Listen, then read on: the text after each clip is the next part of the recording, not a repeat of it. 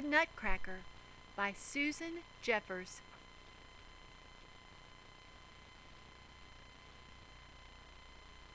It was Christmas Eve at the Stahlbaum's house.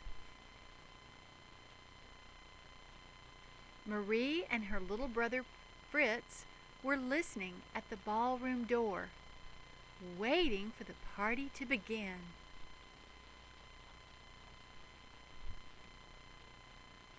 Everyone was dancing when the last guest arrived.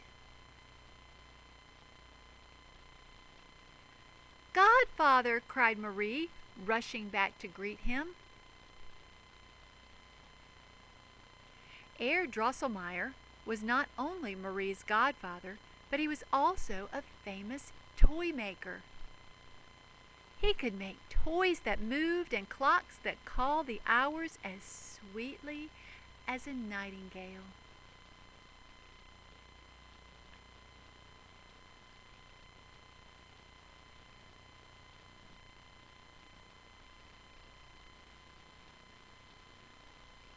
Herr Drosselmeyer brought presents for the children. He gave Fritz a box of toy soldiers. For Marie, there were 2 dolls, Harlequin and Columbine, who danced with each other.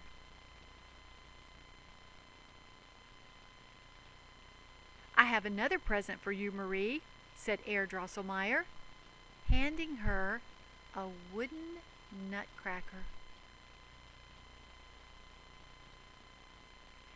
"I want you to take good care of him." "Not fair!" shouted Fritz. "She has 3 presents." He grabbed the nutcracker from Marie and tossed him in the air. The nutcracker crashed on the floor and broke his head. "So what?" jeered Fritz. "It was an ugly thing." Herr Drosselmeyer bound Nutcracker's head with his handkerchief. Tenderly, Marie took Nutcracker into her arms. She put him under the Christmas tree.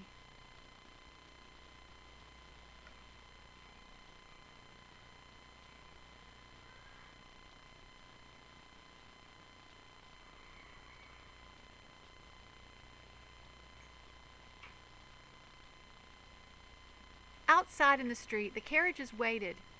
After a flurry of goodbyes, Fritz and Marie were sent up to bed.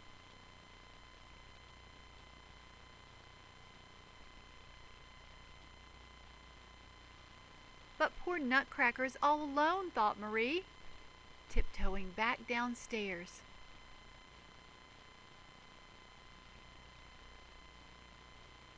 Holding Nutcracker close, she soon fell asleep. Herr Drosselmeyer slipped into the room, raising his hand, cast a bit of magic.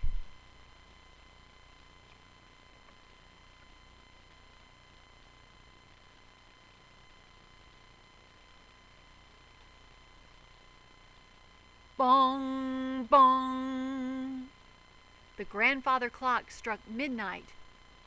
Marie stirred and rubbed her eyes. The Christmas tree was growing. Around her came a scampering of mice. Squeak, squeak! They were gathering like an army to attack.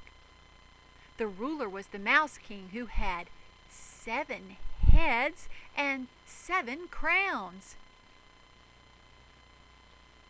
Marie held the Nutcracker and ran as fast as she could.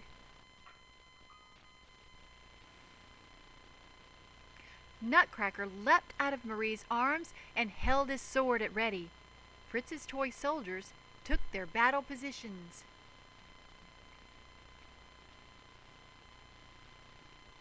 Swords flashed and cannons fired. Boom, boom! Squeak, squeak!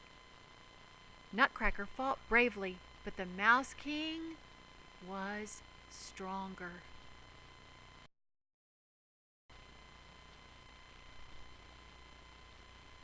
"No," cried Marie, "you shall not hurt him." She pulled off her slipper and threw it with all of her might at the Mouse King.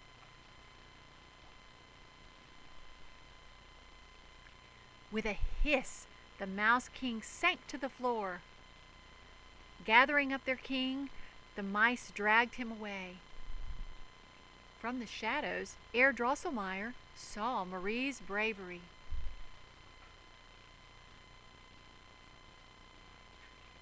He raised his hand, and Nutcracker was transformed into a handsome prince.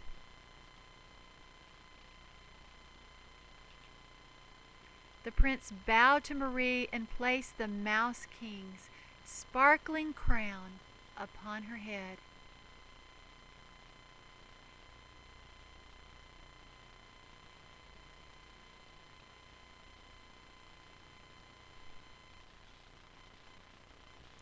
"Come," said the prince. They walked through falling snowflakes to a waiting boat that flew them through the night.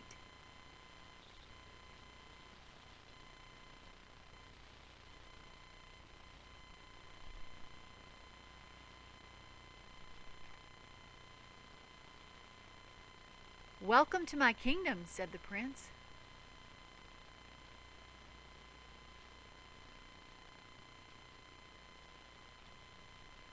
"But where are we?" asked Marie. "You are in the land of sweets," said the Sugar Plum Fairy, as she came through the gates of the kingdom. "Welcome home, dear prince. We will have a party to celebrate your return."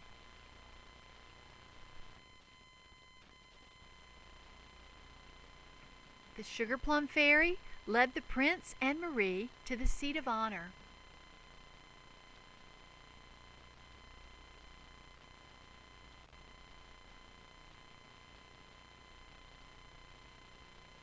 Coffee, chocolate, Chinese tea, marzipan, and Mother Ginger and Haprili Chanel danced for them.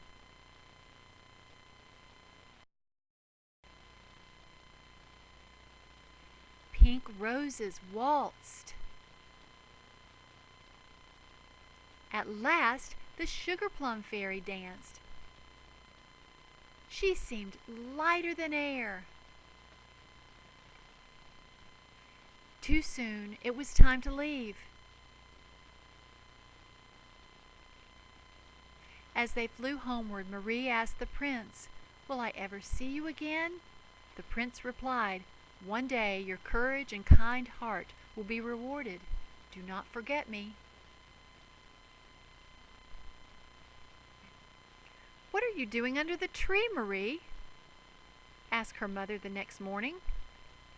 "Wake up," said Herr Drosselmeyer. Marie opened her eyes and hugged her Nutcracker.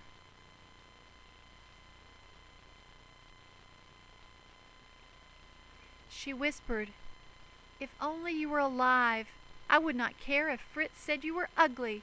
I would love you anyway."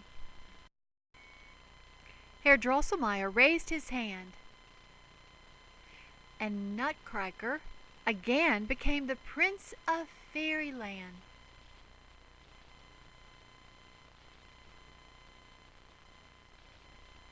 The prince said to Marie, "The Mouse King imprisoned me under an evil spell.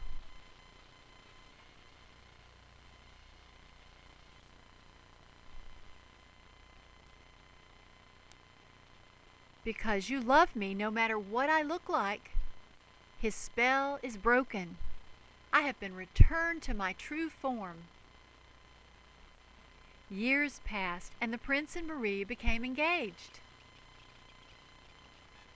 After their wedding, they rode to the land of sweets in a coach trimmed in gold, drawn by 4 silver horses.